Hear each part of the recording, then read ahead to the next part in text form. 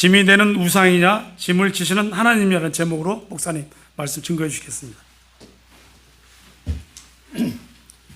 기도하시겠습니다. 하나님 아버지 감사합니다. 오늘 진리의 말씀, 생명의 말씀으로 우리 영혼이 소생하고 하나님의 영광 앞에 겸허히 엎드리는 우리 모두 되게 하옵소서. 예수님의 이름으로 기도합니다. 아멘. 오늘 이 본문의 말씀이 기록된 시기는 예언의 말씀이 실현되기 150여 년 전에 하나님이 이사야를 통해서 말씀하신 예언입니다. 이 본문에 등장하는 인물 그리고 신을 보면 네 부류가 등장을 합니다. 첫째는 벨과 느보라는 우상이 등장합니다. 그에 반해서 그들과 다른 한 신, 하나님이 등장합니다. 그리고 그 벨과 느보에게 절하고 그것을 떠매고 다니는 상당한 유대인들 중에 패역하고 공의에서 멀리 떠난 사람이 등장합니다. 그리고 극히 적은 남은 모든 자가 등장합니다. 이것이 그때 이사야를 통해서 예언할 때나 이 예언의 말씀이 실현되는 바벨론이 멸망할 때의 모습이나 오늘날의 우리 소위 불신앙의 세계와 신앙 공동체인 교회에서 벌어지는 일이 별반 차이가 없어 보입니다. 여기 등장하는 이 벨과 느보, 이 벨과 느보는 바벨론의 신, 다른 말씀에서는 마루둑이라고 합니다. 마루둑. 근데 그 다른 이름이 뭐냐? 벨입니다. 벨. 이 벨의 뜻이 뭐냐? 나의 주인 또는 나의 왕이라는 뜻입니다. 적어도 내가 섬기는 소위 신은 나의 주인이 되고 나의 왕이 되죠. 예수님을 믿는 사람들은 공통적으로 고백하는 게 뭐냐? 예수 그리스도 당신은 나의 주님이시고 나의 임금이십니다라고 하죠. 그런데 그 하나님 예수 그리스도가 나의 주인, 나의 하나님이 아니고 이 세상의 다른 존재를 나의 주인, 나의 하나님으로 모시고 경배하고 섬깁니다. 느보는 누구냐? 느보는 벨의 아들입니다. 그런데 이 벨은 내 생명의 주관자고 내 인생을 다스리는 임금이다라고 한다면 이 느보는 뭐냐? 지식과 학문의 원천이다. 그러니까 내가 이 땅에서 똑똑하게 사는데 꼭 필요한 지식과 학문을 제공하는 신이 느보입니다. 그래서 바벨론의 임금 중에 요 느보라는 이름을 넣어서 자기의 이름을 쓴 왕들이 두 명이 나옵니다. 하나는 느보 보니팔이라는 왕이 있고요. 또 하나는 우리가 잘 아는 느부갓네살이라는 왕이 나옵니다. 그런데 이 두 사람은 바벨론 왕 중에서 가장 잔인한 왕이고 무식한 왕입니다. 그런데 자기 이름은 뭐라고 줘요? 나야말로 지식과 학문의 왕이다. 요즘 우리 사는 세상에서 벌어지는 일과 별반 차이가 없죠. 무식할수록 나는 유식하고 똑똑하다. 그런데 이 벨과 누보가 어떻게 됐냐면요.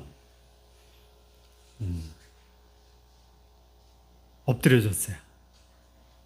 그리고 구부러졌어요. 이 벨이라는 신상, 제가 말로 다 설명하면 이해가 될지 모르는데요. 벨이라는 신이 어떻게 생겼는가를 찾아봤는데요. 머리에는 왕관을 썼고요. 우리 옛날에 대감님들이 집에서 쓰는 그 간 말고 여기다 상투 위에 쓰는 거 있죠. 있잖아요. 뭔지 모르나? 예? 뭐? 소건 위에? 예, 그런 거요. 그거를 뭘로 만들었냐면 금으로 만들었어요. 예. 그리고 그 모습이 늠름하고 빛나고 영광스럽고, 예. 그게 벨의 신상이에요. 예.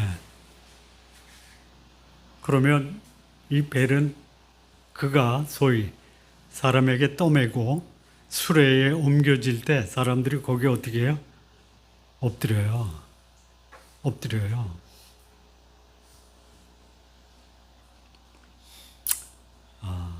부처님 믿는 분들이 대웅전에 가면 석가모니 부처님 앞에 기본적으로, 기본적인 것은 아니지만, 오래 하는 분은 108번 하죠. 왜 해요? 왜 해요? 안 해봐서 모르시죠? 그렇게 하면 부처님이 나에게 복을 주실 것이다 라는 기대하는 마음이 있죠. 그거 안 하고 절을 할 수 있어요? 내가 가지고 있는 문제 해결될 거고, 예? 그리고 부처님이 나를 보호하셔서 안전하게 될 것이다. 여러 가지 이유가 있어요. 예. 그런데 여기 보니까 이 벨이 엎드러졌어요. 사람들의 경배, 예? 사람들이 무릎 꿇고 그를 경배해야 되는데 오히려 그 벨이 엎드러졌어요. 예. 엎드러졌다라는 게 뭐예요? 경배의 대상이 오히려 무릎 꿇고 굴복한다라는 거예요. 여러분이 나는 우상 안 믿어, 우상한테 절 안 해. 그 말은 무슨 말이다? 거짓말이다. 오늘도 우리들의 마음속에 이 벨 앞에 굴복하고 절하는 일이 벌어져요. 디모데 전서인가요? 이걸 피하라고 그랬어요. 그게 뭐예요? 우상숭배. 우상숭배는 다른 말로 뭐라고 그랬어요? 탐심이라고 그랬어요. 탐심.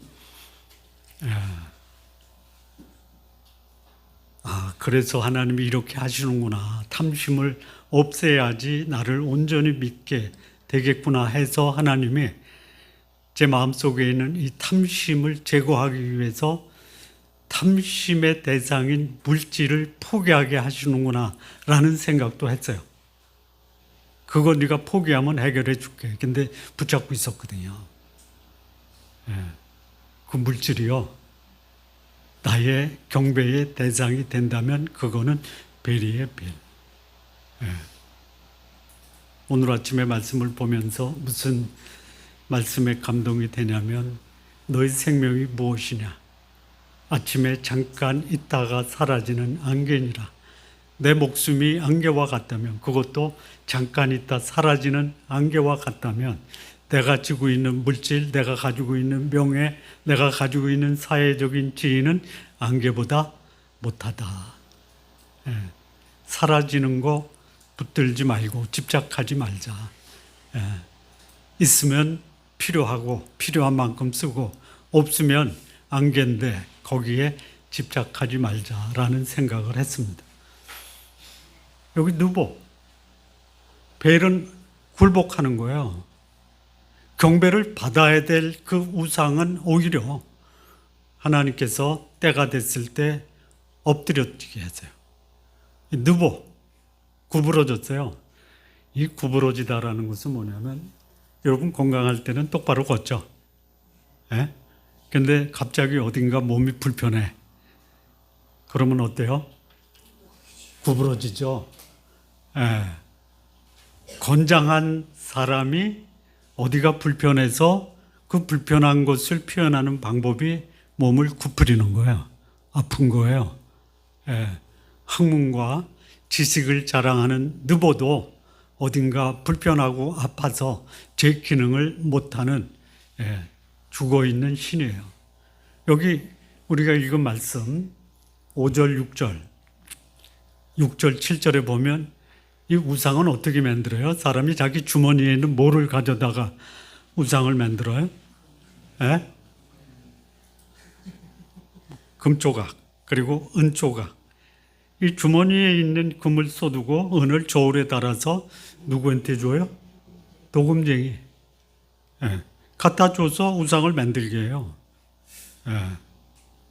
만들 뿐만이 아니에요. 만든 다음에 거기다 뭐를 해요? 왜 절을 해요? 우상인데 왜 절을 해요? 복을 줘요? 안 주는데 왜 절을 해요? 아니 왜 절을 하냐 말이야. 돈이 있으면 필요해요. 예. 그거 가지고 필요한 데 쓰시고요. 필요한 사람 나눠주면 되는데 거기다 왜 절을 해요? 왜? 그렇게 얘기하면 멍청한 답이야. 멍청해서 그렇게 한다라는 답은 정확한 답이 아니에요. 왜 그래? 안 해봤어요? 돈을 신주탄처럼 모시고 사는 사람들 왜 그래요? 돈이 내 인생이고 내 생명이고 내 가치고 내 명예고 내 영광이요. 근데 절을 해요, 돈에다. 그러면 그것은 무엇이냐? 내가 돈에게 절을 했으니까 나는 이 돈을 가지고 내 마음대로 쓸 수 있고 나는 돈을 벌기 위해서 수단과 방법을 가리지 않고 돈만 벌면 그것이 나를 보호해 줄 거야라는 심리가 있는 거야. 여러분, 이 우상에게 절을 하는 이유가 뭐냐? 내가 절을 했기 때문에 우상이 나를 복을 줄 것이다. 이거 뭐예요? 이거 뭐예요? 아침에 있다가 사라지는 안개만도 못한 거예요. 예? 한단 말이에요. 두 번째, 우상은 내가 우상한테 절을 하면 나의 필요와 요구를 다 들어줄 것이다 라는 착각이 있고요. 두 번째는 뭐를 착각하는 거냐면 그 우상이 나의 필요와 나의 요구를 들어주지 못한다라는 것을 알기까지는 상당한 시간이 걸린다. 예.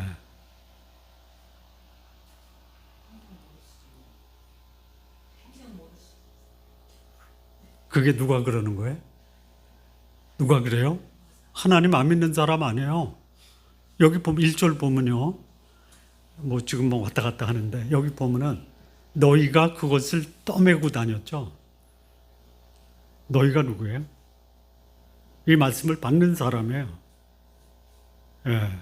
첫째는 유대인들이에요. 둘째는 바벨론 사람들이에요. 예. 이게 뭐 불신자만 우상을 떠매고 다니는 게 아니고요. 소위 하나님의 백성이라고 하는 사람도 우상을 떠매요. 이거 왜 떠매요? 이거 폼나요. 오늘 비가 와서 어떻게 되는지 모르는데 종조대왕 능행사를 수원시 일대에서 하죠.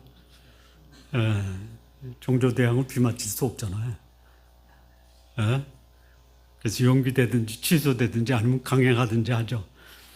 근데 거기다 이제 종조대왕의 상을 만들어서 어디다가 실어 날라요? 꽃차. 뭐 화려하게 장식을 하고 그리고 그 장식으로 만든 종조대왕 소위 트럭, 장식된 트럭 뒤에 누가 따라요? 사람이 따르죠. 화려한 옛날 그 군인 복장을 입고 거기 치약대가 따르죠. 그러면 그걸 보는 사람은 어때요? 막 감동을 하고 이제 수원이 복 받겠네. 옛날에 왕 행차하면 그렇게 해도 왕에 대한 존경의 표시로 할 수 있어요. 우상을 그렇게 한단 말이에요.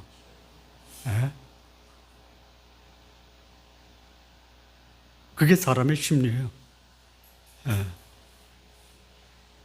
내가 그렇게 했으니까 내가 복 받을 거야. 우상에 대해서는 별로 관심이 없어요. 그런데 우상을 만들어 놓고 내가 우상에게 절을 하면 내가 절한 것에 대한 대가를 내가 받는다라는 심리가 있다라는 거예요. 그게 우상 숭배하는 사람들의 심리. 떠매고 다녀요. 지금 여러분이 떠매고 다니는 게 뭐예요? 여러분을 편하게 해줄 수 있는 그 떠매고 다니는 우상이 나중에는요, 그것 때문에 엎으러지고 구부러지고 그리고 피곤해져요. 그게 우상이에요.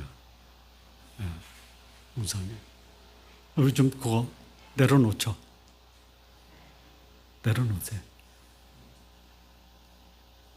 없으면 하나님이 주시는데 그거를 내 것이라고 움켜잡으면요, 나 피곤하게 해요. 이 세상의 논리로 보면은요, 그거 붙들려다가 붙드는 그것이 나한테 아무런 도움이 안 된다라는 것을 알게 돼요. 자, 그런데 여기 이 우상이 아닌 하나님이 등장하죠. 3절부터 보면요, 이 누구한테 하는 거냐면요, 150년 전이에요. 하나님이 이스라엘을 통해서 유다 백성에게 하신 말씀이에요. 야곱의 집이요, 유대인들이에요. 이스라엘의 집에 남은 모든 자요. 이 남은 모든 자에게 이 말씀이 유효해요. 우리 성도님들 남은 모든 자가 되시기 바랍니다. 반대되는 사람이세요. 여기 이제 그 우상을 떠매고 다니는 사람도 있고요. 8절 보실래요? 8절. 8절 보면요, 너희 패역한 자들아. 요것도요, 유대인들이에요. 그 다음에 그 12절 보실래요? 마음이 완악하여 공의에서 멀리 떠나 너희여 내게 들으라. 이것도 유대인들이에요. 남은 자가 있어요. 극히 적어요. 여러분, 노아 홍수로 하나님이 세상을 심판할 때 남은 자가 몇 명이었어요? 8명도 많았죠. 8명도 많아요. 하나님이 어떤 분이신가를 알고 그분 앞에 나와서 엎드리고 구부리는 자가 남은 모든 자인데요, 극히 적다. 그러면 이렇게 남은 모든 자, 그들이 믿는 하나님은 어떤 분이냐? 3절 4절 보실래요? 배에서 태어남으로부터 내게 안겼고 태에서 남으로부터 내게 업힌 너희야. 자, 4절, 너희가 노년에 이르기까지 내가 그리하겠고 백발이 되기까지 내가 너희를 품을 것이라. 내가 지었은즉 내가 업을 것이요 내가 품고 구하여 내리라. 여기 하나님은 어떤 분이냐? 하나님의 백성.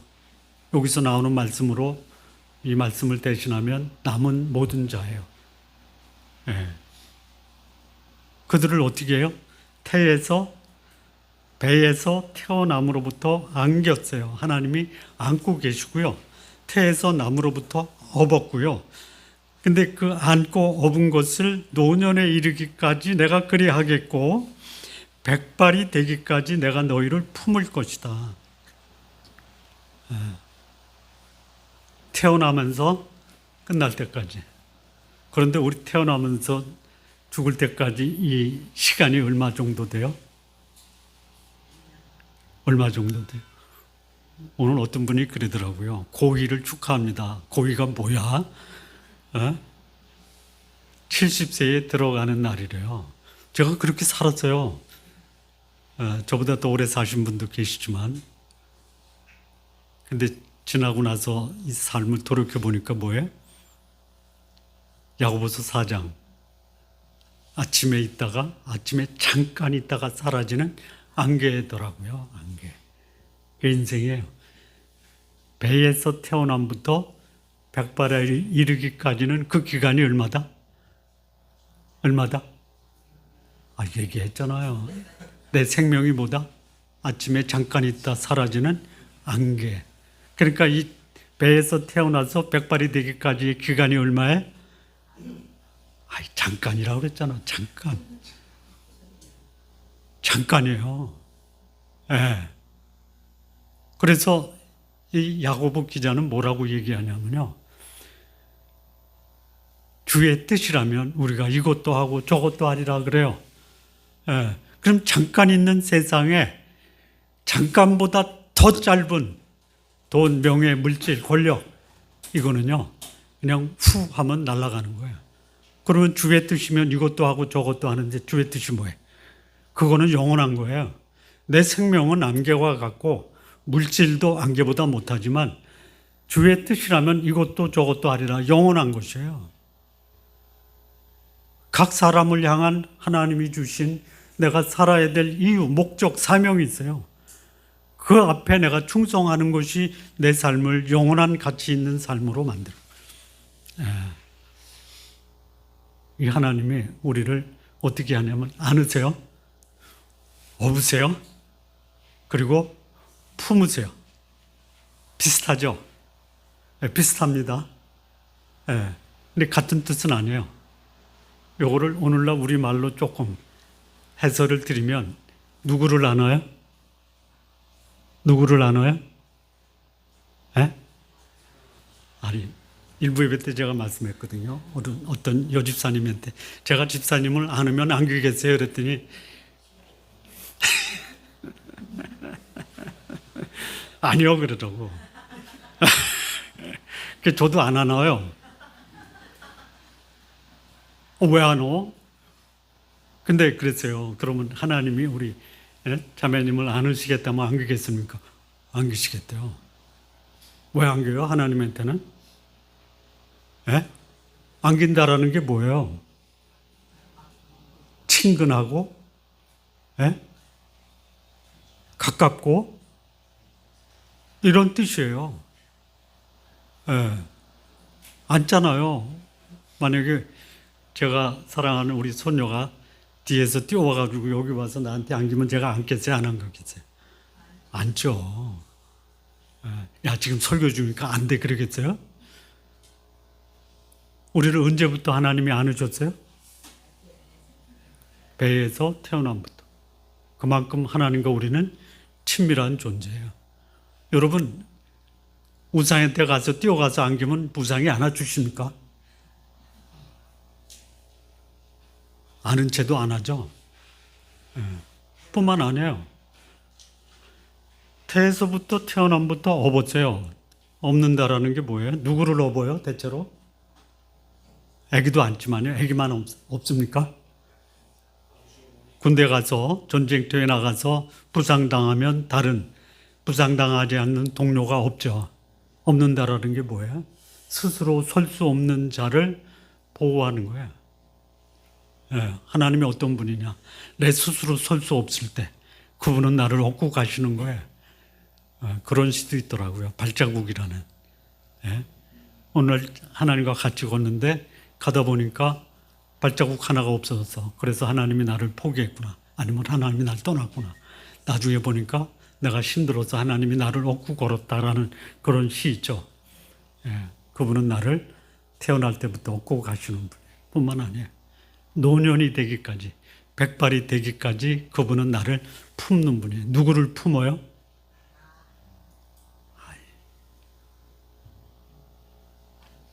여러분, 내 주머니에 금 10돈짜리 황금 두꺼비가 있어요. 요거 막 흔들고 다니겠어요? 품고 다니겠어요? 품고 왜? 그만큼 소중해서. 하나님은 우리를 배에서 날 때부터 죽기까지 그분은 우리를 안고 다니시고요. 그분은 우리를 업고 다니시고요. 그분은 우리를 품고 다니세요. 우리와 가까운 분이에요. 아주 친근감이 있는 분. 때로는 우리가 스스로 설 수 없는 연약하고 그리고 부족하고 그리고 병들 수 있어요. 그럼에도 불구하고 하나님은 우리를 아주 소중한 존재로 품고 다니시는 거예요. 그런데 이 원어를 찾아보니까요, 똑같아요. 이렇게 이제 구분해서 번역한 걸 너무 기가 막히게 잘했다라는 생각인데요. 여기 아까 우상을 사람들이 어떻게 했어요? 떠매고 지고 다녔죠? 그런데 우리를 지고 다니시는 분이 누구예요? 하나님이에요. 우상은 우리가 지고 다니면서 피곤하고 떠매고 부담스러운 존재지만 하나님은 부담스러운 우리를 어떻게 해요? 메고 지고 다니시는 분이에요. 그거를 어떻게 표현했어요? 안고, 업고, 품고 다니는 분이에요. 예. 요거 경험하시기 바랍니다. 예. 오늘 내 삶이 피곤하고 힘들어도 나를 지고 가는 분은 나의 하나님. 예. 나를 가까이 친근하게 여기시고 내 부담스러운 내 고통과 아픔을 그분이 업고 가시고 나를 소중히 여기셔서 품고 다니시는 분이 하나님이에요. 내가 지고 가는 우상을 택할 거예요? 아니면 나를 지고 가시는 하나님을 택할 것이냐? 예. 근데 여기 보면요, 내가 우상을 메고 가요. 하나님의 백성이 우상을 메고 간다라는 거예요. 나는 어떤 존재냐? 여기 보면요, 첫째 우상을 떠메고 다녀요. 두 번째는 여기 8절에 패역한 자들아 이렇게 돼 있어요. 패역한 자들아. 예. 이 패역이라는 것은 이게 어려운 단어인데 패역을 다른 말로 쉬운 말로 말하면요, 말 안 듣는 자들이에요. 예. 소위 불순종하는 자들이에요. 불순종하는 것은 그래도 뭐 네가 싫으니까 그럴 수밖에 없다라고 하지만요, 불순종을 하나 더 나가면요 대드는 거예요. 예. 그게 패역이에요. 패역한 자녀들은 어떤 자녀냐면요, 부모 말 안 듣고 떠나가는 것도 있지만요, 부모한테 덤비는 자녀들 있죠. 예? 요게 패역한 자녀예요. 누가 그래요? 하나님의 백성이 그렇단 말이에요. 예? 하나님의 백성이 하나님께 대드는 게 뭐예요? 여기 예? 안으시는데 거절하는 거예요. 업으시는데 내려가는 거예요. 품는데 그거 제껴버리는 거예요. 예. 그러고 나서 그에게 주어지는 결과가 뭐예요? 하나님이 네 염려를 다 내게 맡겨라. 그런데 안 맡겨요. 하나님께 염려를 안 맡기고 그 염려를 누가 지고 가요? 내가 지고. 이거 뭐예요? 패역하는 거예요. 여러분 패역하지 마세요. 여러분에게 전혀 도움이 안 됩니다. 예? 패역해요. 패역. 하나님의 백성이 제가 괜히 여러분에게 말씀드려서 죄송한데 저도 뭐 그냥 수시로 패역하는 것 같아요. 기도해 주세요. 어떻게 기도하시냐면요, 조금 농담으로 말씀드리면, 하나님 저는 패역해도 되는데 우리 목사님은 패역하지 않게 해주십시오. 기도해 주십시오.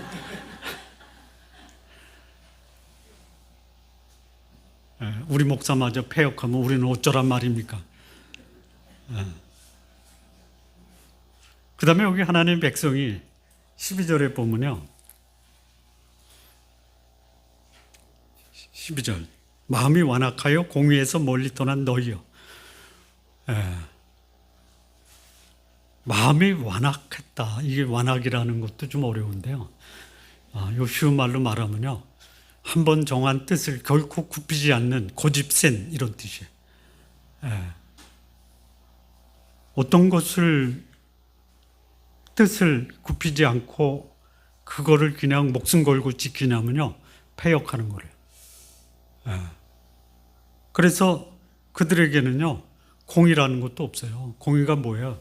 마땅히 해야 될 것을 향하는 게 공의예요. 벗어나는 거야.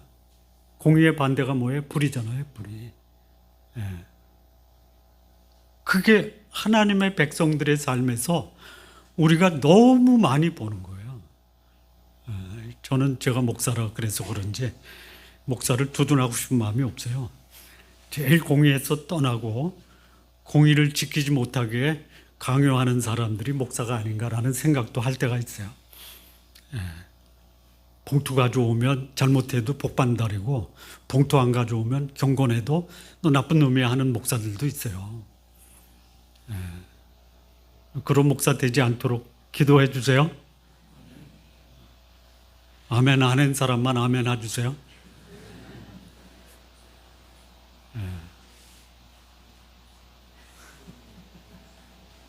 근데 여기 사람들 중에 남은 자가 있어요. 남은 자. 이 남은 자가 누구예요? 하나님이 어떤 분인가를 아는 자예요. 배에서부터 백발이 될 때까지 하나님이 나를 친근히 여기시고 그리고 나를 보호하시고 나를 가까이 하시는 이 분을 믿고 있는 그 사람들이 남은 모든 자인데요. 그러면 그들이 믿는 하나님, 나를 안고 업고 품는 그 하나님이 어떤 분이냐라는 거예요. 예. 그분이 어떤 분이냐면요. 9절부터 보겠습니다. 너희는 옛적을 기억하라. 옛적. 이 너희는 이게 유대인들이에요. 옛적은 뭐냐? 하나님이 유대인들에게 행했던 과거의 하나님의 역사를 기억하라. 뭐가 있어요? 우상을 섬기던 아브라함을 갈대아 우르 강 저편에서 불러내신 하나님을 기억하라. 400년 애굽에서 종살이하던 이스라엘 백성을 6월절 그날에 하나님이 400만의 이스라엘 백성을 애굽에서 구출한 그 하나님, 홍해가 앞을 가를 때 홍해를 가르신 하나님, 광야에서 40년 동안 인도하시면서 애굽의 미련을 끊게 하셨던 하나님, 그리고 요단강이 앞을 가릴 때 요단강을 가르셨던 하나님, 그 하나님이 어떤 하나님이에요? 이스라엘 백성을 안으셨고 업으셨고 품으셨던 하나님 기억하라 이거예요. 여러분 기억하십시오.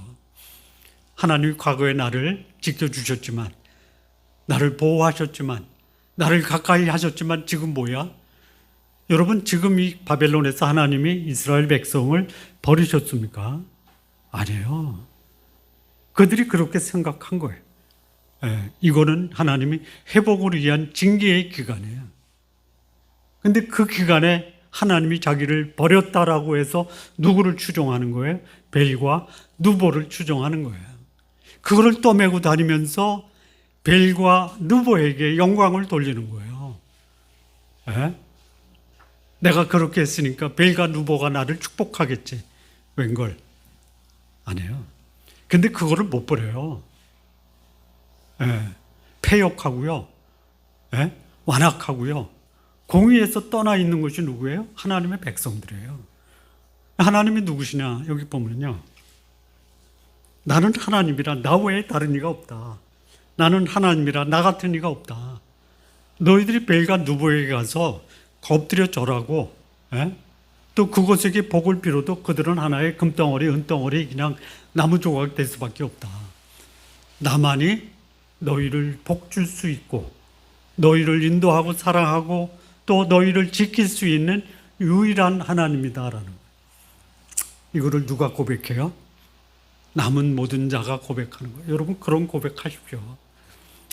환경이 어려울 때 이 문제를 풀어주는 자가 나의 하나님이 아니고 나를 회복시키기 위해서 오늘 나를 고통 가운데 징계하시는 그분이 여전히 나의 하나님이고 그분은 나를 안고 품고 업고 계시는 분이다라는 것을 고백하십시오.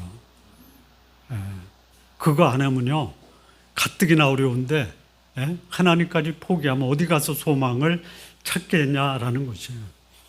두 번째 하나님은 어떤 분이냐면요 10절이요. 내가 시초부터 종말을 알리며 아직 이루지 아니한 것을 옛적부터 보이고 이르기를 나의 뜻이 설 것이니 내가 나의 모든 기뻐하는 것을 이루리라 하였노라. 하나님 이런 분이에요. 뭐예요? 시작하셨으면 마치시는 분이에요. 시작이자 마지막이에요. 그분이 계획하신 것, 뜻하신 바는 반드시 이루세요. 하나님이 이 이스라엘 백성을 바벨론의 포로되어 갈 때 하나님은 선지자 예레미야를 통해서 70년 후에 너희를 다시 예루살렘으로 복귀시키겠다라고 약속했어요. 이때가 언제예요? 바벨론 70년 그때예요. 하나 이루시는 분이에요. 하나님은 유일하신 분이에요. 그분은 약속하신 거 반드시 이루시는 신실하신 분이에요. 가뜩이나 소망이 없는데 소망 대신 하나님까지도 내가 포기하면 어디 가서 소망을 찾을 거예요. 다른 건 다 놔도요. 믿었던 그 사람도 포기하시고요. 믿었던 돈도 포기하시고요. 믿었던 지위도 다 날아가잖아요. 제 친구 중에 하나가 대학 교수로 정년도 하시고 몇 년 더 하셨어요. 근데 결국 다 놓고 나오시더라고요. 붙잡을 수 없어요. 예. 근데 저는 아직도 이렇게 목회하니까 아직도 붙잡고 있어요. 예. 하나님은요, 처음부터 끝까지, 태에서부터 백발이 되기까지 나를 보호하시는 신실하신 분이에요. 예. 하나님이 여러분을 보내주신 그 하나님의 뜻이 계시다면 그 뜻을 이룰 때까지 하나님은 여러분을 지키시는 분이에요. 예. 그것을 믿는 자가 누구예요? 남은 자야, 남은 자. 예. 우리 성도님들 남은 자 되시기 바랍니다. 예. 남은 자에서 벗어나지 마세요. 예. 자, 하나님이 또 어떤 분이냐? 13절 보면요, 내가 나의 공의를 가깝게 할 것인즉 그것이 멀지 아니하나니 나의 구원이 지체하지 아니할 것이라. 내가 나의 영광인 이스라엘을 위하여 구원을 시온에 베풀리라. 여기 나의 공의가 가깝게 할 것이다. 가까운데 아직 나한테 미치지 않았어요. 이미 공의가 이루어진 것도 있고요, 아직 이루어진 것도 안 있어요. 하나님의 공의는 뭐냐? 하나님은 처음부터 끝까지 동일하시고 신실하시고 그분이 뜻하신 바는 반드시 이루어지는 것이 공의예요. 근데 공의에는요, 두 가지가 있어요. 징계도 공의예요. 회복도 공의예요. 공의의 하나님은 심판하시는 분이다, 맞아요. 그게 아니에요. 그것만이 아니에요. 그분은 약속하신 것을 반드시 이루시기 때문에 회복도 하시는 분이에요. 징계는 하셔서 끄트머리에 와 있어요. 그런데 회복은 아직이에요. 약속하셨기 때문에 반드시 이루세요. 근데 놀라운 게 있어요. 이게 놀라운 거예요.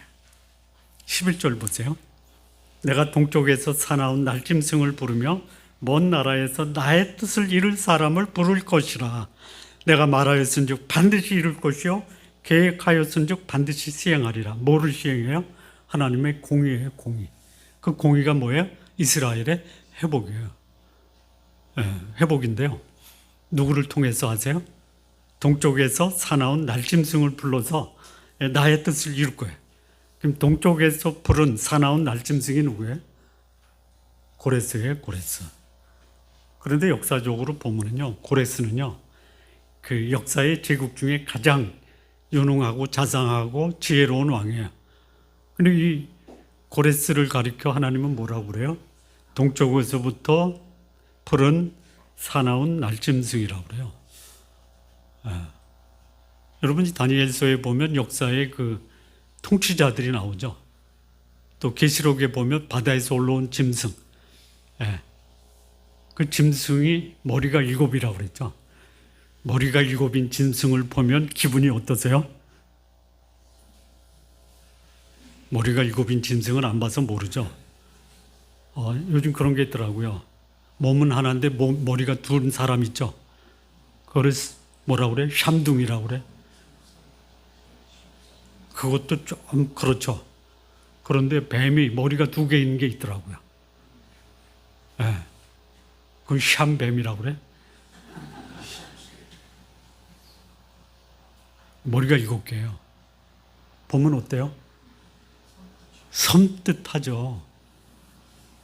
그런데 하나님의 역사의 흐름 속에서 머리 7개 달린 짐승을 바다에서 올려요. 이게 뭐예요? 적그리스도인데요, 적그리스도적 존재가 5은 이미 있었고 하나는 지금 있고 하나는 아직 나타나지 않았다. 5, 애굽, 아수르, 바벨론, 바사, 헬라. 지금 있는 건 뭐예요? 로마. 아직 나오지 않는 거 지켜봐야 돼요. 지금 예상을 하면 미국일 수 있고 중국일 수 있고 러시아일 수 있겠다. 아직은 안 해요. 날쌘 동물이에요. 그래서 이 계시록에 보면 그 동물이 표범 같고 독수리 같고 사자 같고 뭐 이런 동물들이 등장을 해요. 여기 날쌘 뭐죠? 사나운 날짐승. 날짐승도 두려운데 사나운 날짐승이에요. 그러면 여기 짐승은 누구냐? 바벨론이에요. 역사의 제국 중에서 제일 사나운 나라가 어디냐? 바벨론이었어요. 잔인한 나라예요. 그 다음에 사나운 나라가 어디냐면 아수르예요. 근데 거기보다 더 이런 사나운 짐승을 정복한 나라가 어디예요? 페르시아 바사예요. 고레스예요. 인격적으로는 훌륭했지만 그 영향력은요, 잔인한 나라들도 정복하는 사나운 날짐승이에요. 그걸 통해서 하나님이 하나님의 백성을 회복하는 도구로 사용하시는 거예요. 모르겠어요. 하나님이 여러분의 인생을 어떤 사나운 날짐승을 통해서 여러분의 인생에 새로운 전기를 마련할지 몰라요. 하나님이 하시는 거 기대하시기 바랍니다. 그러면 그 사나운 날짐승을 통해서 하나님이 공의를 이루어요. 이게 뭐예요? 회복을 위한 공의예요. 바벨론에 포로된 1차 포로가 BC 606년이에요. 3차 포로가 BC 586년이에요. 그리고 지금 이 고레스가 칙령을 내린 게 BC 538년이고요. 포로 귀환이 되는 시기는 536년에 시작이 돼요. 70년에. 사나운 날쌘 짐승을 통해서 하나님이 하나님의 공의를 이루십니다. 자상하게 이룰 수도 있지만 하나님이 그 하나님의 백성을 묶고 있는 사나운 짐승을 그보다 더 사나운 날쌘 짐승을 통해서 하나님의 공의를 이루세요. 왜요? 여기 보면은 13절 보면 공의가 가깝게 할 것인지 그것이 멀지 아니하나니 나의 구원이 지체하지 아니하니 곧 이루는 거예요. 곧. 왜요? 그걸 통해서 하나님이 누구를 영광스럽게 해요? 나의 영광인 이스라엘을 위하여 구원을 시온에 베풀리라. 이것도 보통 감동이 되는 게 감동을 받으세요. 여기 하나님은 이스라엘을 뭐라고 그래요? 나의 영광. 그런데 실질적으로 유대인들은 어땠어요? 우상을 떠매고 다니고 패역하고 그리고 공의에서 멀리 떠난 자들이에요. 근데 하나님은 하나님의 약속 신실하심. 그래서 그렇게 우상을 떠매고 패역하고 공의에서 멀리 떠난 이 이스라엘을 뭐라고 그래요? 나의 영광이라 그래요. 우리 성도님들, 내가 지금까지 살아온 내 삶을 보면 하나님을 믿는다고 입으로도 말하고 때로는 삶으로 그렇게 사는데도 삶의 곳곳에서 하나님 대신 우상을 떠매고 하나님을 대적하고 반항하고 그리고 공의에서 떠났던 나를 하나님은 너는 내 영광이야 라고 하세요. 하나님의 영광이신 우리 성도 여러분, 하나님의 빛이 여러분 삶을 통해서 세상에 드러나기를 바랍니다. 안 하신 분만 하세요.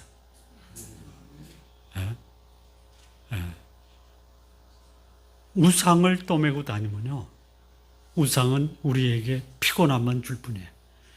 여러분 가지고 있는 금이나 은을 가지고 우상을 만드시겠어요? 하지 마세요. 그냥 그거 쓰세요. 필요한데. 하나님, 우리 안고 업고 품고 우리를 사랑하시고 지키시고 보호하시는 분이에요. 이분은 오늘 내 삶이 피곤하고 내 삶이 혹 하나님께 패역해도 하나님은 나를 그분의 영광으로 삼으세요. 그런 영광이 여러분의 삶을 통해서 이 땅에 비춰지고 선포되는 성도님들 다 되시기를 진심으로 바랍니다. 기도하시겠습니다. 하나님 아버지 감사합니다. 우리 주 예수 그리스도 우리의 영광이요 빛이신 그분이 우리를 그분의 영광으로 삼으실 때 우리의 삶이 그를 세상에 높이 드러내는 그런 하나님의 영광이 되는 삶 우리 모두 살게 하옵소서. 예수님의 이름으로 기도합니다. 아멘.